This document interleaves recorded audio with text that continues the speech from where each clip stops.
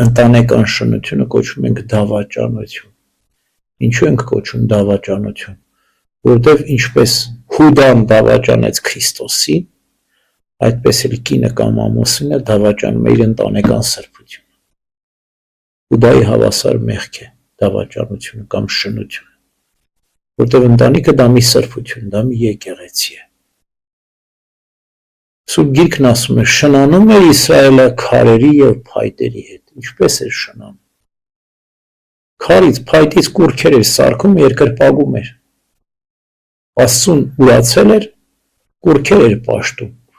այսինքն կռապաշտությունը հավասար էր շնության։ Աստծու դավաճանությունը հավասար է շնության,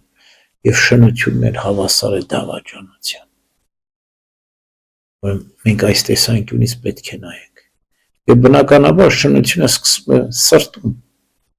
Եթե մենք ուզում ենք արմատախիլ անել այդ շնությունը, պետք է սրտից արմատախիլ անել։